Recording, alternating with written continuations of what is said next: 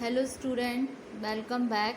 Last वाली video में हमने ऑडिटिंग में डिस्कस किया था ऑडिट नोटबुक क्या होती है, उसके कंटेंट्स में क्या क्या चीज़ें आती हैं। ठीक है, आज के वीडियो में हम इस टॉपिक को पूरा कवर करेंगे। आज के वीडियो में हम डिस्कस करेंगे एडवांटेजेस क्या होते हैं आपके ऑडिट नोटबुक के, देन डिस्कस करेंगे इसके डिसएडवांटेजेस क्या होते हैं। ठीक है, तो कल के वीडियो में हमने क्या पढ़ा था ऑडिट नोटबुक में। ऑडिट नोटबुक क्या होती है? एक तरीके से एक बुक होती है जो मेंटेन करता है ऑडिटर या फिर ऑडिट क्लर्क स्टाफ, रिकॉर्ड करता है उसमें अपने ऑब्जर्वेशन जो पाता है वो entire during the course of his audit work में। इसमें क्या होता है, मतलब ऐसा नहीं होता कि उसको हमेशा ही कोई क्वेरी ना हो, कोई सवाल ना हो, कोई दिक्कत ना हो। तो इस तरीके से जो भी ऑब्जर्वेशंस वो पाता है, जो भी उसकी क्वेरीज होती हैं रिलेटेड टू ऑडिटिंग, जिसमें कुछ पॉइंट्स होते हैं जो उसको निकल कर आते हैं, जिसमें उसकी इम्पॉर्टेंट क्वेरीज होती हैं, उसके कुछ रिप्लाईज होते हैं, इन्फॉर्मेशन होते हैं जो सॉर्ट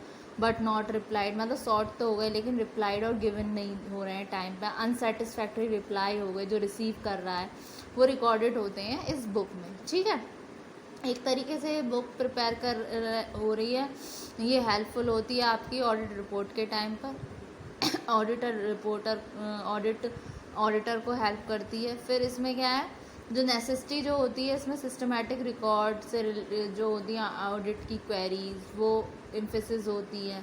ठीक है, तो एक तरीके से ये एक एविडेंस का भी रोल प्ले करती है। ठीक है, तो इसके एडवांटेजेस क्या हैं, वन बाई वन उसको बताती हूँ मैं आपको। एडवांटेजेस क्या होते हैं, जो मेन एडवांटेजेस हैं ऑडिट नोटबुक के वो इस तरीके से हैं। फर्स्ट आता है proof in the court of law. मतलब ये क्या हो गया, अगर ऑडिटर फेस कर रहा है चार्जेस ऑफ नेग्लिजेंस, मतलब उसको फेस करना पड़ रहा है कि लापरवाही के कारण उसने कुछ गड़बड़ कर दी ऑडिट की रिपोर्ट बनाने में कोर्ट ऑफ लॉ में, तो ऑडिटर इसको प्रोड्यूस कर सकता है ऑडिट नोटबुक को एक तरीके से एज अ प्रूफ, एक एविडेंस की तरह, जो जो टेस्टिफाई करता है नेग्लिजेंस को, एबिलिटी को, लॉयल्टी को ऑडिटर की टूवर्ड्स द प्रोफेशन, मतलब उसके प्रोफेशन के रिगार्डिंग। ठीक है, फिर आता है next, it helps in future planning of audit work. ये क्या हेल्प करता है उसको,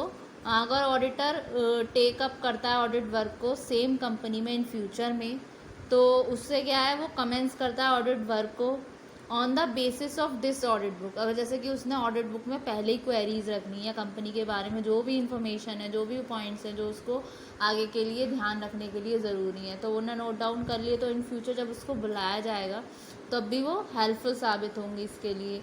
फिर इरेगुलरिटीज़ फाउंड जो हो रही हैं अर्लियर ऑडिट में, वो गाइड करेंगे उसको प्लान करने में उसके अगले ऑडिट वर्क के रिगार्डिंग। ठीक है, फिर आती है इट रिकॉर्ड्स हेल्पफुल मैटर्स।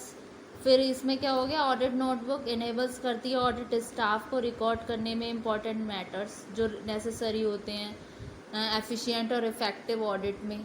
ठीक है, इनके एब्सेंस में क्या होता है, वो फॉरगेट कर देता है इस तरीके के कुछ पॉइंट। अगर ऑडिट नोटबुक में नोट डाउन नहीं करेगा तो उसको तो ध्यान नहीं रहेगी, सारी चीज़ें एक बार में ध्यान थोड़ी ना रख सकता है, तो उसके रिगार्डिंग ये बहुत इम्पॉर्टेंट हो जाता है। तो क्या हो सकता है, इट रिकॉर्ड्स हेल्पफुल मैटर्स। ठीक है, फिर आती है आपकी knowledge about the progress of audit work. इसमें क्या हो गया, जो ऑडिटर होता है वो गेट करता है एक आइडिया प्रोग्रेस का ऑडिट वर्क की, किसके थ्रू, अपने ऑडिट नोटबुक की बुक की थ्रू। तो वो मॉडिफाई कर सकता है ऑडिट प्रोग्राम को अगर इसकी नीड अराइज होती है, किसके हेल्प से, with the help of audit notebook. ठीक, फिर आता है क्वालिटी ऑफ ऑडिट वर्क। ये इम्प्रूव करती है क्वालिटी को ऑडिट वर्क की, क्योंकि ऑडिट स्टाफ लर्न करता है ज़्यादा से ज़्यादा अर्लियर ऑडिट नोटबुक्स के द्वारा, जिससे ये डिक्रीज़ करती है डेफिशिएंसी, कोई कमी आ रही है उसको डिक्रीज़ करेगी और इंक्रीज़ करेगी क्वालिटी ऑफ ऑडिट वर्क। ठीक है, क्वालिटी ऑफ ऑडिट वर्क जो है वो इंक्रीज़ होगा। फिर एक तरीके से इसको बोलो तो ये फ्री फ्रॉम द डेंजर भी हो सकता है, क्योंकि डेंजर जो होता है वो चेंजिंग फिगर्स होता है in case of continuous audit में, जो अवॉइडेड होता है with the help of audit notebook. तो फर्दरली ये हेल्प करती है एवेल्यूएट करने में, जो एफिशिएंसी होती है उसके रिगार्डिंग एफिशिएंसी जो होती है ऑडिट स्टाफ की, ठीक है। ये आ गए कुछ पॉइंट आपके। फिर आता है आपका नेक्स्ट पॉइंट जो है आपका जो है आपका डिसएडवांटेजेस के। डिसएडवांटेजेस क्या होते हैं? तो in spite of advantages of audit notebook उसको सफ़र करना पड़ता है फॉलोइंग डिसएडवांटेजेस से भी। जिसमें फर्स्ट आता है उसका हेल्पलेस इन डिफेंडिंग ऑडिटर।